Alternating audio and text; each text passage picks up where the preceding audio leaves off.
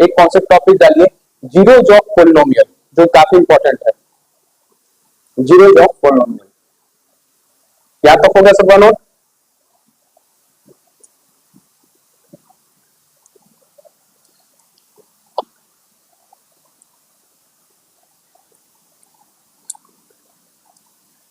नहीं होता क्या? हो गया, चलिए ठीक।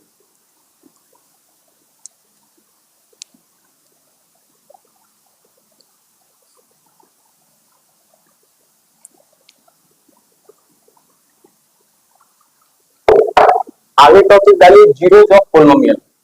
अब जीरो देखो क्या आपने, बहुत इंपॉर्टेंट टॉपिक है zeros of polynomial. the value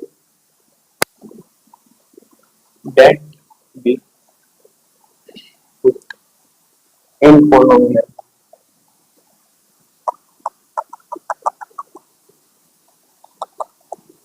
to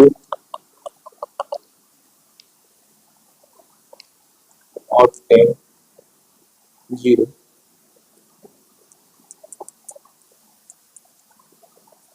are called zeros of polynomial. तो यानी एक ऐसा वैल्यू जो लोग पॉलिनोमियल पुट करेंगे तो उसको आंसर ऑप्टेन कितना होगा? जीरो। उसे हम लोग क्या बोलते हैं? Zeros of polynomial. जैसे कि इसका आप काफी अच्छा मटेरियल ऐसे देख पाओ, अगर आपको सबसे पहले आप ये समझ लें कि आपको ना स्टैंडर्ड फॉर्मेट जो वो p of x equal to अगर आपको 3x प्लस 5, इसका क्या मतलब है? इस और लोग पढ़ते कैसे हैं, ये आपको इस तरीके से लिखा है। क्लास 9 का थोड़ा कॉन्सेप्ट है, मैंने पहले ही बोला था कि जो सीरीज है वो डेडिकेटेड है 8 to 10 का जब रख ले तो बेसिकली आप लोग स्टार्टिंग से इसमें अपने कॉन्फिडेंस लेवल को हाई रखा है, अदरवाइज फिर आपको प्रॉब्लम आएगा। तो इसको लोग ऐसे पढ़ते हैं p of x equal to 3x plus 5 दिया। अगर आपसे पूछे कि फाइंड द जीरोज, अगर आपसे इसका जीरोज निकालने के लिए पूछे तो हम लोग कैसे करेंगे? इसे p ऑफ x, आप कभी कभार g ऑफ x भी देखोगे, ऐसा भी लिख सकता है, या फिर f ऑफ x, इसको f ऑफ x इसे ऐसे पढ़ते हैं। इसका ये मतलब होता है कि ये एक मशीन की तरह है, इट इज एन मशीन। ये क्या है?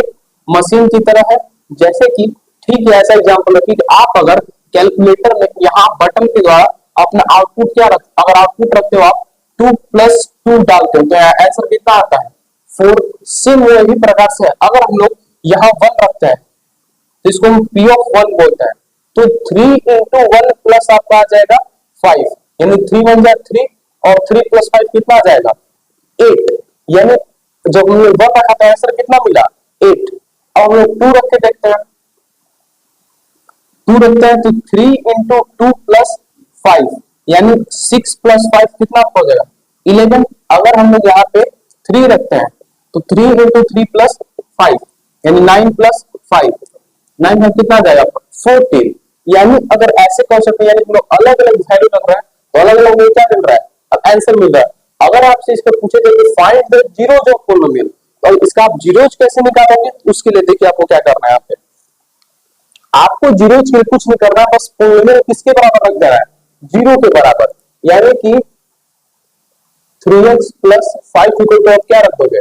0 रख दोगे। तो जब 3x + 5 इक्वल टू 0 रख दोगे तो बेसिकली आपने लिमिटेशन पहले से पढ़ा ही है, तो ये प्लस उधर जाके क्या हो जाएगा? माइनस हो जाएगा। तो +5 क्या हो जाएगा आपका? -5। और x इक्वल टू कितना आ जाएगा? -5/3। यानी यही क्या होगा? 0 जब, लेकिन हमें थोड़ा सा हमें प्रूफ करके देखना है कि 0 में तो यहाँ लिखा गया कि एक ऐसा वैल्यू रखेंगे जिसमें क्या ऑब्टेन होगा? 0। तो यहाँ तो मुझे -5/3 से क्या मतलब और अच्छे समझते हैं, या फिर यहाँ तो -5/3 है, इसे -5/3 से क्या ऑब्टेन होगा उसे हम लोग देखते हैं। तो अगर हम लोग यहाँ पे -5/3 को पुट करते हैं, एक बार बस चेक करने के लिए क्या होता है यहाँ पे, तो 3 × -5/3 + 5, तो 3 से 3 आपका क्या हो गया? कैंसिल आउट हो गया। यानी क्या यहाँ बचा? -5 और क्या बचा? +5। तो -5 + 5 कितना मिल जाएगा? जीरो। अच्छा यही है तब क्या, जीरो ऑफ पोलिनोमियल जिसे हम लोग पढ़ रहे थे अभी। तो जीरो जो पोलिनोमियल खोजने का सबसे बेहतर तरीका क्या है कि आप पोलिनोमियल किसके बराबर कर दो, जीरो के बराबर। अगर हम लोग पोलिनोमियल को जीरो के बराबर कर देंगे तो वहां हमें क्या मिल जाएगा, जीरो ऑफ पोलिनोमियल। यहां तक किसी कुछ डाउट, कोई डाउट नहीं, यही बस देखिए फर्स्ट डे आपकी बस इतना ही कॉन्सेप्ट है, बाकी फिर अलजेब्रा में क्वेश्चन है और फिर आप क्वेश्चन से करोगे। चलिए मैंने आपको बोला था कुछ देर पहले भी कि हम लोग थोड़ा सा डिटेल एनालिसिस करेंगे इसका क्वाड्रेटिक पोलिनोमियल का। क्यों, क्योंकि क्वाड्रेटिक पोलिनोमियल अपने क्लास 10 तक में जरूरी है, वही कुछ थोड़ा डिटेल एनालिसिस करते हैं क्वाड्रेटिक पोलिनोमियल का। और उसमें आपको क्लास 10 तक में क्या फॉर्मूला यूज आएंगे वो भी आप नोट कर लीजिए।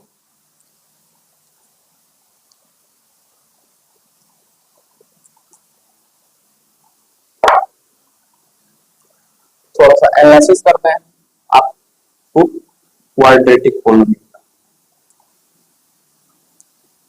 तो हमने तो देखा कि स्टैंडर्ड फॉर्मेट जो था वो क्या था आपका, a x square plus b x plus c. ये था आपका क्वाड्रेटिक फॉर्म, क्वाड्रेटिक इक्वेशन का स्टैंडर्ड फॉर्म। मीनवाइल अगर बोला जाए, याद रखिए कि जितना डिग्री होगा उतना जीरो होगा। ये आपको मैं अभी प्रूफ भी करा सकते कि कैसे। अगर आपका 3x² प्लस 2 दिया हुआ है, ठीक है, या यहाँ पे 3x² -4 दिया हुआ है। अगर ये आपको पोलिनोमियल दे दिया, अगर आपको p ऑफ x दिया हुआ है 3x² -4 और बोल रहे find the zeros of polynomial, तो अभी हमने तुरंत कुछ देर पहले सवाल में क्या सीखा था कि जीरोज निकालने के लिए तो कुछ नहीं कर रहा, बस पोलिनोमियल कहां रख देना है, जीरो के बराबर। यही सब लोग और एक अच्छे से याद रखिए, चले कोई दिक्कत। तो अगर हम लोग जीरो के बराबर पुट कर देते हैं तो पोलिनोमियल में क्या दे देगा, जीरो जो पोलिनोमियल निकाल दे देगा। यानी कि हम लोग करते क्या है कि 3x² -4 इक्वल टू क्या रख देते हैं, जीरो रख देते हैं।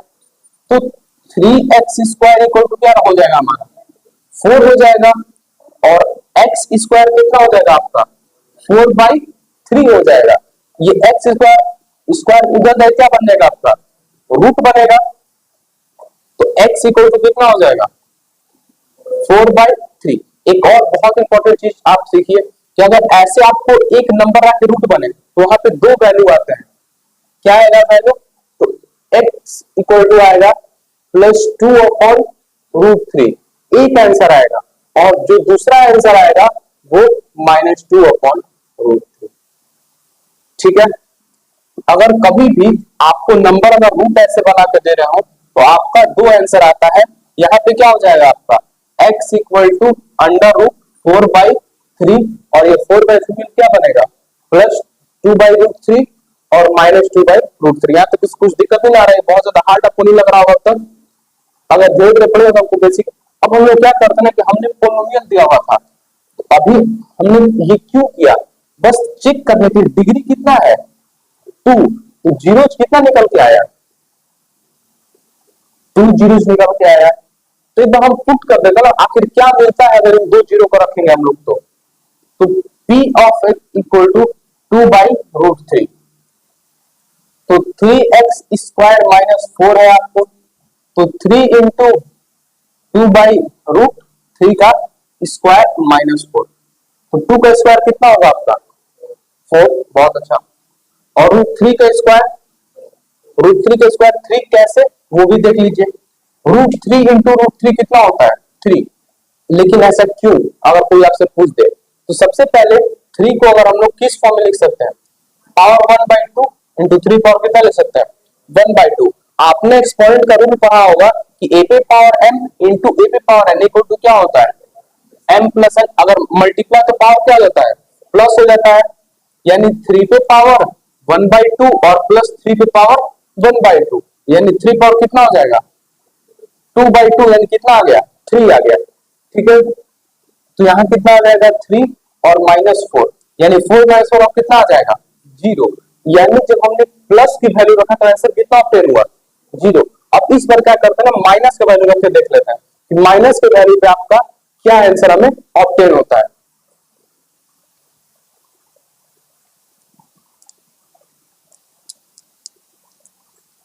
तो माइनस में अगर हम वैल्यू रख के देख लेते हैं, तो हम यहां रख लेते हैं p ऑफ -2/√3, तो 3 इंटू